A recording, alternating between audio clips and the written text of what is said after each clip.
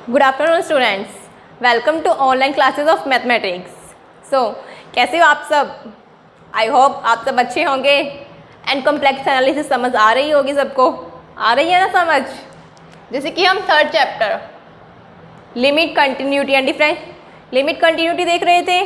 उसमें हमने क्या देखा था? फंक्शंस के बारे में पढ़ा है हमने।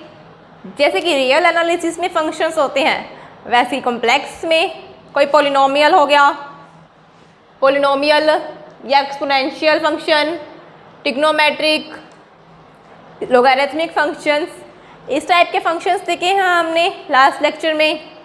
जैसे कि ये फंक्शंस होते हैं, वैसे ही होता है एक inverse trigonometric function. Inverse trigonometric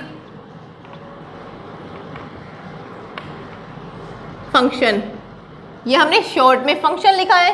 okay, अब ये कैसे होता है? अगर हमने लिखा z is equal to F of W, कोई फंक्शन है हमारा w का, तो w क्या आएगा हमारा? f inverse z। ये इनवर्स फंक्शन हो गया कि जैसे कि हम लिखते थे ना साइन z फंक्शन हुआ, तो इसका ट्रिग्नोमेट्रिक इनवर्स हो जाएगा हमारा। जैसे अगर इसको एग्जाम्पल लिखना चाहें हम, z इज इक्वल टू हमने ले लिया साइन ऑफ w। अब w क्या होगा? इन्वर्स फंक्शन इसका। ये ट्रिग्नोमेट्रिक फंक्शन है, w है इसका एंगल। अब इन्वर्स फंक्शन मतलब sign inverse z। Sign inverse z, ये क्या हुआ? साइन इन्वर्स z क्या हुआ? z का प्रतिलोम या इन्वर्स फंक्शन। डन। जैसे साइन इनवर्स z थे, वैसे ही cos inverse z, tan inverse z, cosec inverse z, sec inverse z, cot inverse z, इस टाइप के फंक्शन हो जाएंगे। वो हो जाएंगे हमारे इनवर्स ट्रिग्नोमेट्रिक फंक्शन।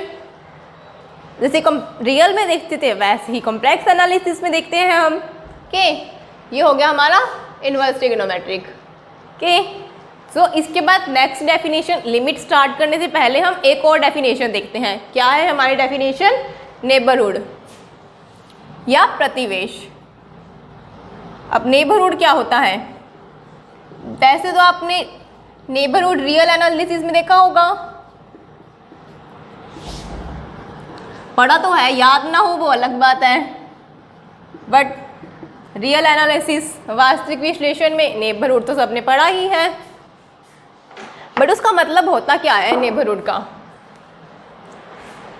देखो, अगर हम वैसे देखना चाहें नेबरहुड, इस चैप्टर का नाम कॉम्प्लेक्स फंक्शन, क्योंकि फंक्शंस देख रहे हैं हम, एंड लिमिट देखेंगे एंड कंटिन्यूटी, ये डेफिनेशंस देखेंगे मेन के। देखो, सबसे पहले नेबरहुड अगर हम रियल लाइफ से देखना चाहें रिलेट करके, तो नेबरहुड क्या होता है? नेबरहुड मतलब जैसे कि पड़ोसी। हम कहते हैं ना, अगर एक कोई पर्सन है यहाँ पे, इसके पड़ोसी कौन कौन होंगे? जो इसके आर पार रहते हैं वही पड़ोसी होंगे। ऐसे थोड़ी है एक पर्सन है यहाँ पे 17 अरबी में, हम ऐसे थोड़ी ना कहेंगे कि कोई श्रीलंका में बैठा है या कोई भी कनाडा में बैठा है वो भी इसके पड़ोसी होंगे, नहीं ना। या पड़ोसी देश होगा वो अलग मैटर है, बट पड़ोसी तो नहीं होंगे ना, क्योंकि कोई लिमिटेड डिस्टेंस तक ही हम कहेंगे ना कि वो पड़ोसी है। यहाँ तक लिमिटेड डिस्टेंस होगी। एक जैसे कि अगर मैं यहाँ खड़ी हूँ, तो कोई अगर मैं किसी गली में रहती हूँ, लिमिटेड डिस्टेंस तक ही कहेंगे कि ये इसके पड़ोसी हैं। मतलब यहाँ पे ये डिस्टेंस कुछ ना कुछ मिलनी चाहिए, तभी हम कह पाएंगे इस पर्सन के पड़ोसी हैं ये। वैसे ही आप रियल एनालिसिस में करते थे क्या? अगर कोई पॉइंट है, इसके नेबरहुड वही पड़ोसी से मत समझ सकते हो। ऐसे इधर से इधर कोई डिस्टेंस लेते थे, ये माइनस एप्सिलॉन एप्सिलॉन, ये जो डिस्टेंस होती थी इसके बीच में पॉइंट होते थे, वो क्या होते थे? हमारा नेबरहुड। इस पॉइंट के लिए मतलब ये कोई एक डिस्टेंस 2 एप्सिलॉन हो गई, कोई एक लिमिटेड हमें पॉइंट मिलता था, तब हम कह सकते थे कि वो इसका नेबरहुड हो गया। बट अब हम कॉम्प्लेक्स एनालिसिस में बात कर रहे हैं। रियल में तो क्या होता था? एक्स एक्सिस पे बट कॉम्प्लेक्स में हम 3 डायमेंशन हो जाता है। अब जैसे इसमें हम सर्कल पे बात करते हैं 3 डायमेंशन पे, जैसे कि अगर कोई एक पॉइंट है, हमें इसका नेबरहुड निकालना है। इसका मतलब कोई एक डिस्टेंस, हमें रियल नंबर कोई एक डिस्टेंस डेल्टा मिल जाएगी कि उसके पास की सभी पॉइंट, जैसे ये पॉइंट था Z0, हमें Z0 का नेबरहुड निकालना है। तो Z0 का पास को ये डिस्टेंस डेल्टा होगी, जो इसके अंदर के पॉइंट होंगे ना सारे, इस डेल्टा डिस्टेंस के, मतलब डेल्टा डिस्टेंस को त्रिज्या मान के, रेडियस मान के, जो भी पॉइंट होंगे इसके अंदर के, वो क्या होंगे, Z0 के नेबरहुड में आएंगे। Z0 पॉइंट का डेल्टा से डिस्टेंस के अंदर, मतलब एक हमें कोई भी रियल नंबर डेल्टा मिल जाएगा। उसके लिए हम जो सर्कल बनाएंगे, डेल्टा को रेडियस मानकर, त्रिज्या मानकर, उसके अंदर के सारे पॉइंट हमारे क्या हो जाएंगे, ये हो जाएंगे हमारे नेबरहुड के। इसमें करते थे रियल लाइफ में या रियल एनालिसिस में, वैसे ही हम कॉम्प्लेक्स एनालिसिस में करते हैं। तो इसकी प्रॉपर डेफिनेशन अगर हम देखना चाहें तो क्या लिखते हैं, वैसे नेबरहुड की डेफिनेशन आप देखना चाहो तो आपकी बुक में 2nd चैप्टर में दी हुई है, बाकी 2nd चैप्टर हमारे सिलेबस में नहीं है, तो हम ओनली नेबरहुड की डेफिनेशन देख रहे हैं। ये डेफिनेशन क्या है, एक दी गई धनात्मक वास्तविक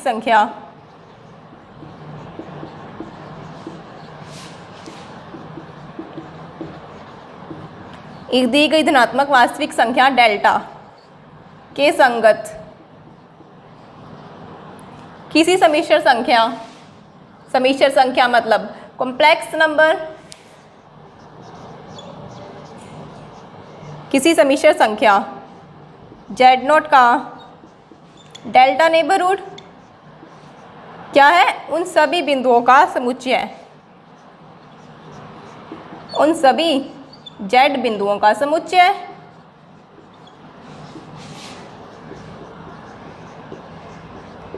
सभी Z बिंदुओं का समुच्चय है जिनके लिए mod of Z minus Z0 क्या है, स्ट्रिक्टली लेस देन डेल्टा। देखो क्या मतलब हुआ, कोई भी धनात्मक संख्या डेल्टा, मतलब एक हमें पॉइंट दिया होगा, जैसे हम यहाँ कहते थे ना, कोई एक डिस्टेंस हमें मिल जाए तो उसके आसपास के नेबरहुड पड़ोसी होते थे, वैसे ही एक दी गई धनात्मक संख्या कोई भी हो सकती है, हमने माना उसको डेल्टा, उसके संगत किसी समिश्र संख्या Z0, हम Z0 का नेबरहुड निकाल रहे हैं, क्या होगा, उन सभी Z बिंदुओं का समुच्चय है जिनके लिए mod of Z minus Z0 strictly less than delta हो।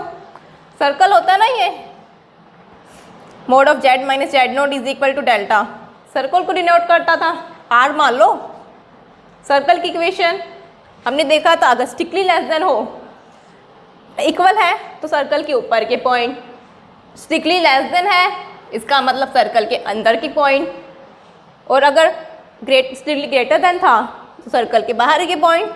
ये हम देख के आए हैं 1st चैप्टर में, हमने लिखा था ना ऐसे, मतलब Z0 की जगह 0 था, उससे तो कोई फर्क नहीं पड़ेगा ना, कि अब यहाँ हमारा क्या है, स्ट्रिक्टली लेस देन डेल्टा, मतलब कोई सर्कल था हमारा, Z0 पॉइंट ले लिया, उसके लिए डेल्टा त्रिज्या का सर्कल, उसके अंदर के सारे पॉइंट होंगे, जो अंदर के, सर्कल के ऊपर नहीं, अंदर के सारे पॉइंट क्या होंगे, Z0 का नेबरहुड, उन सभी Z बिंदुओं का समुच्चय हमारा नेबरहुड हो जाएगा। इसको अगर हम मैथमेटिकल फॉर्म में लिखना चाहें तो क्या होगा, इसे हम n डेल्टा Z0 से डिनोट करते हैं, कि डेल्टा हमारा ये डिस्टेंस, Z0 का नेबरहुड निकाल रहे हैं हम, मतलब Z belongs to C such that mod of Z minus Z0 strictly less than delta, यही होगा। मतलब ऐसे कॉम्प्लेक्स नंबर जिनके लिए Z0 mod of Z minus Z0 strictly less than delta होगा, ये सारे point strictly less than delta. अब आप ये रफ के लिए बनाना चाहो पड़ोसी वाला एग्जाम्पल तो आप बना सकते हो, ताकि आप रफ वर्क में बना लो, ताकि आपको इन फ्यूचर याद रहे अच्छे से। कि नहीं बनाना चाहो तो कोई बात नहीं। बट हमारा नेबरहुड कॉम्प्लेक्स में क्या हुआ, कोई भी पॉइंट था Z0, उसके लिए ये डेल्टा त्रिज्या, इसके अंदर के सारे पॉइंट होंगे जो सर्कल के अंदर के, वो क्या होंगे, हमारे नेबरहुड के। ये हो गया हमारा नेबरहुड। अब नेक्स्ट डेफिनेशन है हमारी डिलीटेड नेबरहुड। अब हम सोचते थे फ़ोन में ही डिलीट होता है, हम कोई फ़ोटो डिलीट करते हैं, कोई मैसेज डिलीट करते हैं या कुछ भी, बट वैसे ही हमारे अब तो मैथमेटिक्स में भी डिलीट होने लग गया डिलीटेड नेबरहुड।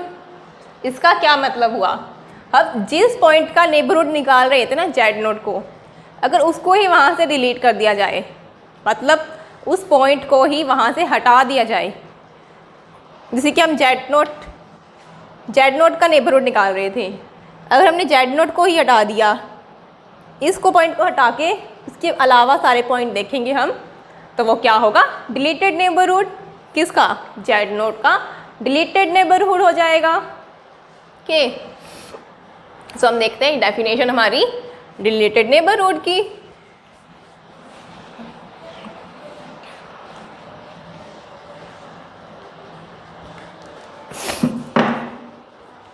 हमारी नेक्स्ट डेफिनेशन है डिलीटेड नेबरहुड या निष्कासित प्रतिवेश। निष्कासित प्रतिवेश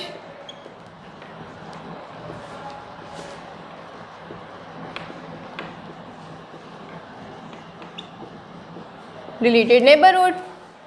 देन तो इसको क्या कहते हैं, यदि उपरोक्त बिंदु समुच्चय है, उपरोक्त कौन सा, ये वाला समुच्चय था, और बिंदु समुच्चय मतलब सभी पॉइंट्स ही देख रहे हैं ना हम, सभी बिंदु।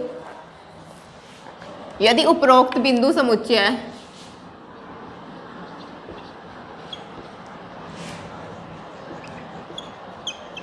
से Z0 को छोड़ दिया जाए, जिसके लिए निकाल रहे थे उसी को छोड़ दें, अगर हम Z0 को छोड़ दिया जाए तो इसे Z0 का निष्कासित प्रतिवेश कहते हैं।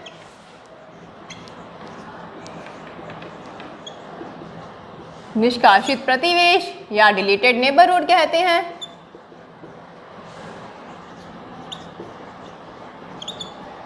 डन।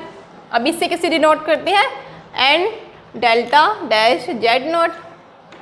यहाँ एन डेल्टा Z0 था, बट डिलीटेड का मतलब ऊपर डैश आ जाएगा, मतलब हम Z0 को रिमूव कर रहे हैं। देखो डेफिनेशन, उपरोक्त से Z0 को छोड़ दें, ये पूरा समुच्चय लिखा हमने, Z belongs to C such that mod of Z minus Z0 strictly less than delta. अब ये मॉड्यूलस है, ये हमें पता है 0 से तो बड़ा ही है, स्ट्रिक्टली ग्रेटर देन, क्यों, क्योंकि जो Z था हमारा वो Z0 के इक्वल नहीं है, इसमें से हमने रिमूव कर दिया Z0 पॉइंट को। तो जो ये हो गया, ये क्या हो गया हमारा डिलीटेड नेबरहुड या निष्कासित प्रतिवेश के। अब ये क्या हुआ, हमारा अल्टीमेटली जो नेबरहुड था एक सर्कल ही था, जो जिसके अंदर डेल्टा तो हमारी त्रिज्या थी, Z0 सेंटर, मतलब जिस पॉइंट का हम नेबरहुड निकाल रहे हैं वो हमारा सेंटर हो गया। ओके, सो ये हमारी डेफिनेशन हो गई नेबरहुड एंड डिलीटेड नेबरहुड की। अब हम लिमिट की डेफिनेशन देख सकते हैं। अब लिमिट की डेफिनेशन क्या कहती है हमारी, देखो लिमिट की डेफिनेशन देखते हैं अब हम। लिमिट मतलब सीमा, अपनी रियल एनालिसिस में किया होगा, लिमिट सीमा।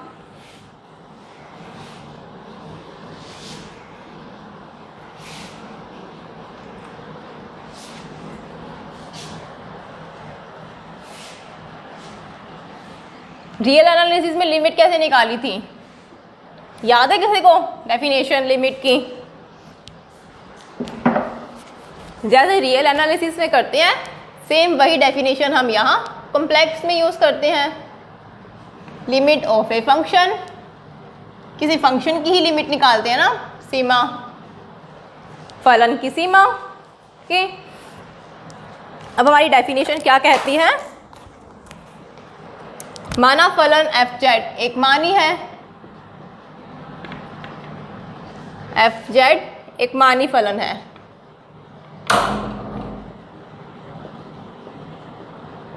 तथा z is equal to z nought की एक प्रतिवेश या एक नेबरहुड। अभी हम देख के आए हैं डेफिनेशन नेबरहुड की एक नेबरहुड में या z नॉट की डिलीटेड नेबरहुड में या निष्कासित प्रतिवेश में।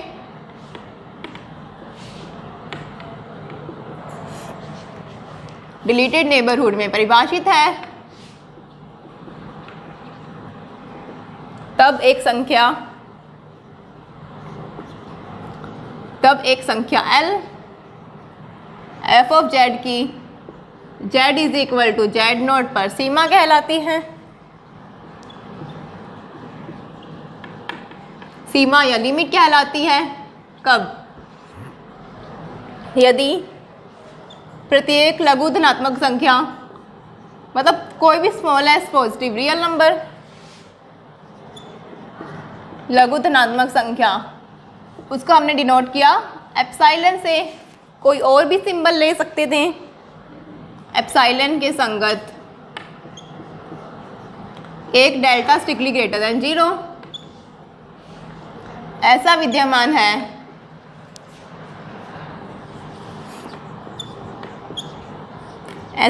है हो कि mod of f of z minus L strictly less than epsilon, जबकि mod of z minus z not strictly greater than 0 strictly less than delta. क्या कह रही है ये डेफिनेशन का मतलब क्या हुआ? हमने एक डेफिनेशन तो देख ली लिमिट की, बट इसका मतलब तो समझ आए हमें एप्सिलॉन डेल्टा का मतलब। देखो क्या कह रहे हैं हम।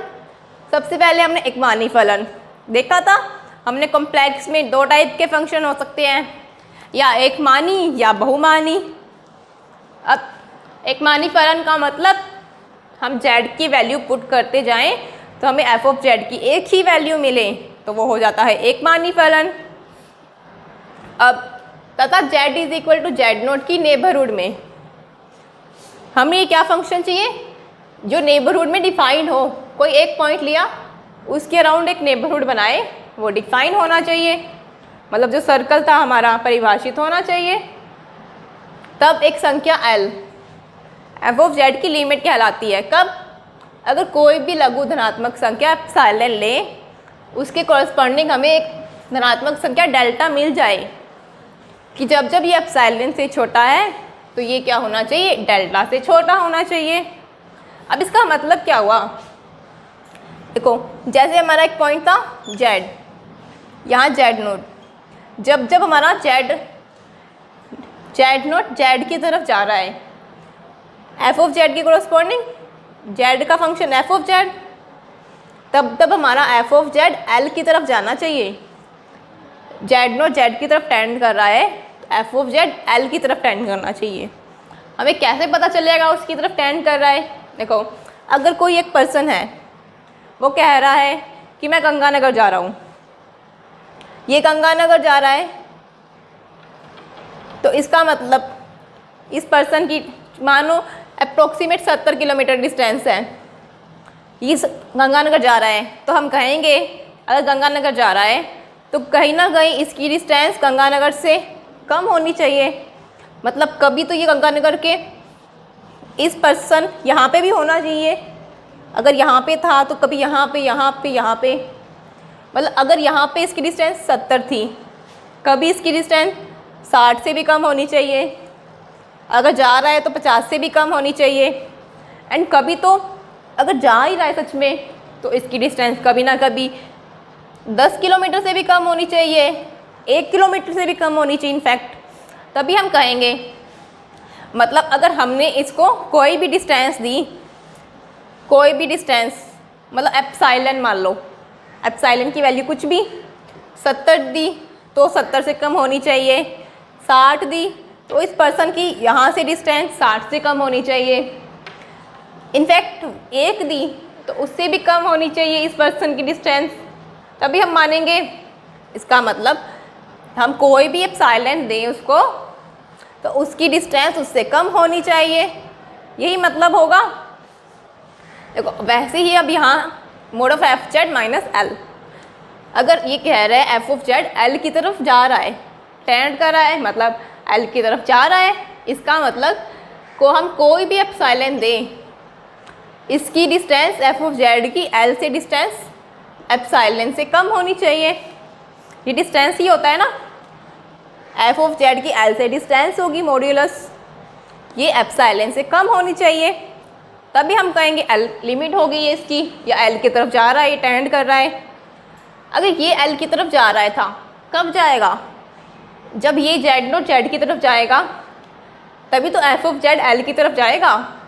अगर हमने कोई भी डिस्टेंस दी इसको एप्सिलॉन, उसके कॉरस्पॉन्डिंग इन दोनों के बीच की डिस्टेंस एप्सिलॉन से कम होनी चाहिए। बट कब? अगर जेड नोट जेड से जेड की तरफ जा रहा है तभी, मतलब जेड नोट की जेड से डिस्टेंस डेल्टा से कम होनी चाहिए। जब ये ही इसकी तरफ नहीं जाएगा तो ये तो इसकी तरफ जा ही नहीं सकता, बात ही नहीं करेंगे। क्यों? क्योंकि ये तो उसका फंक्शन है ना, जब वो पॉइंट ही इसकी तरफ जाएगा तभी फंक्शन उसकी तरफ जाएगा आगे। इसका मतलब जब जब जेड नोट जेड की तरफ जा रहा है, हमारा एफ ऑफ जेड एल की तरफ जा रहा है, तब हम कहते हैं कि एल हमारी लिमिट है। अगर इसको मैथमेटिकली फॉर्म में देखना चाहें तो कोई भी धनात्मक संख्या ले, कितनी भी छोटी से छोटी ले, कितनी भी स्मॉल है, लघु धनात्मक संख्या, प्रत्येक हर लघु धनात्मक संख्या एप्सिलॉन के लिए एक ऐसा डेल्टा मिलना चाहिए पॉजिटिव, क्योंकि डिस्टेंस तो पॉजिटिव ही होती है, तभी हमने यहाँ धनात्मक लिया कि जब जब हमारा F of Z minus L की डिस्टेंस एप्सिलॉन से छोटी है, या इस पर्सन की इस पर्सन से डिस्टेंस छोटी होनी चाहिए कुछ ना कुछ, मतलब हम कोई भी नंबर दें, इसकी गंगानगर से डिस्टेंस कम होनी चाहिए। जब जब एफ ऑफ जेड की एल से डिस्टेंस एप्सिलॉन से छोटी है, उसके संगत हमें एक डेल्टा मिलना चाहिए कि जेड की जेड नोट से डिस्टेंस डेल्टा से कम हो, क्योंकि जब ये इसकी तरफ जाएगा तभी तो इसकी तरफ जाएगा। ये हमने कह दिया ये इसकी तरफ जाने के लिए एक एप्सिलॉन मिलना चाहिए, कोई भी एप्सिलॉन हमने दे दिया, उसकी डिस्टेंस कम हो रही है तो उसके लिए हमें एक डेल्टा मिलना चाहिए कि जेड की जेड नोट से डिस्टेंस डेल्टा से कम हो। अब जैसे कि हमारे वहाँ पे हम डिस्टेंस लिखते थे, अब यहाँ डिस्टेंस का मतलब तो नेबरहुड होता है ना, मतलब जेड नोट का कोरस्पॉन्डिंग या जेड नोट के कोरस्पॉन्डिंग हमें एक नेबरहुड मिलना चाहिए डेल्टा त्रिज्या का, कि जेड नोट पॉइंट इसके अंदर आए, तभी हम कहते हैं कि ये इसकी तरफ टेंड कर रहा है, जेड नोट जेड की तरफ। ओके,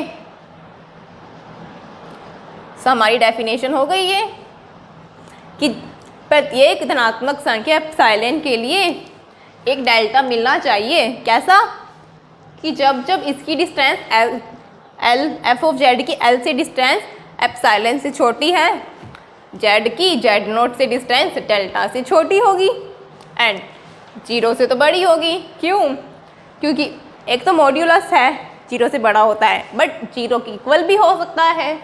बट यहाँ क्या है, हम जेड नोट और जेड इक्वल नहीं ले रहे, जेड नोट की जेड पर लिमिट तो देख रहे हैं, उस पॉइंट पर लिमिट देखते हैं, बट नेबरहुड में हम कभी वो इक्वल नहीं देते। उसके अलावा के बार हमने लिखा था ना, इसके अंदर के सारे पॉइंट देखते थे ना हम, क्योंकि यहाँ डिलीटेड नेबरहुड की भी तो बात हो रही है, तो उसकी इक्वल नहीं होगा। वो हो सकता है जेड नोट की वैल्यू हो ही ना, रिमूव ही कर दे जेड नोट को वहाँ से। ओके, तो z minus z not strictly greater than zero and strictly less than delta. Okay, so ये हो गया हमारा लिमिट ऑफ ए फंक्शन।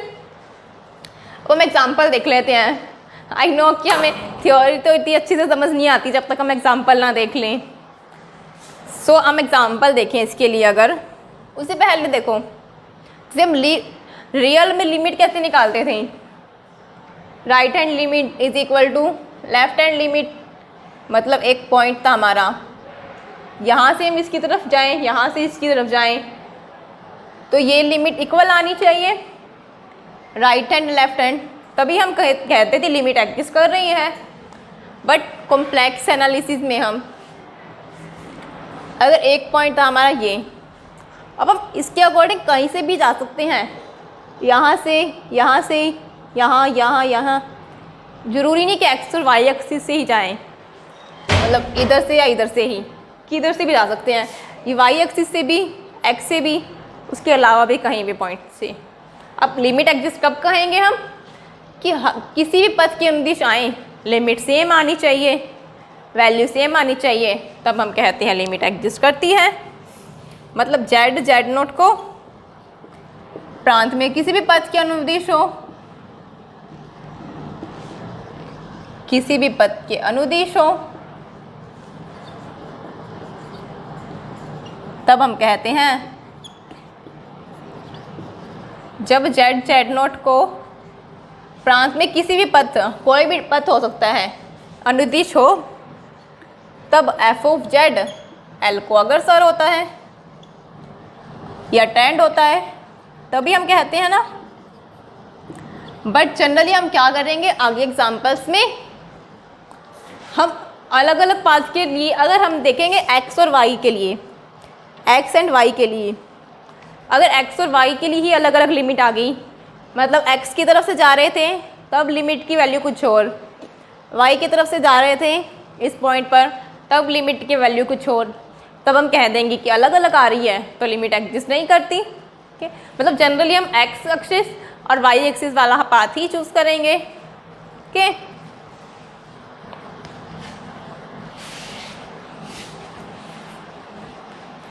सो हम इसके लिए एग्जांपल देख लेते हैं कुछ, ताकि हमें डेफिनेशन अच्छे से क्लियर हो जाए।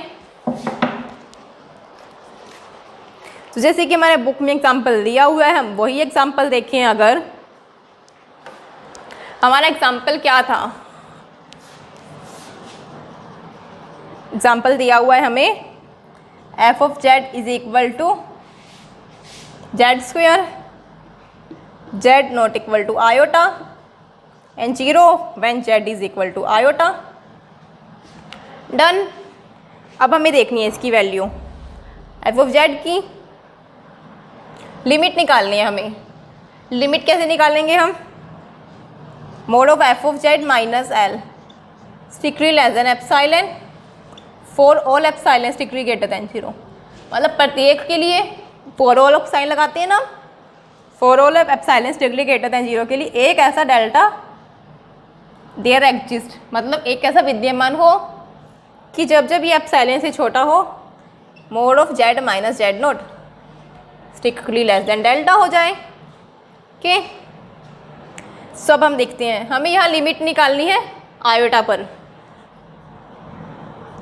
फंक्शन की लिमिट निकालनी है जेड टेंड्स टू आयोटा पर, मतलब जेड नोट कितना आया आयोटा। हमें देखना है एफ ऑफ जेड माइनस कितना आए, यहाँ पे कुछ टर्म आएगी कितना कि mod of Z minus iota strictly less than delta strictly greater than 0।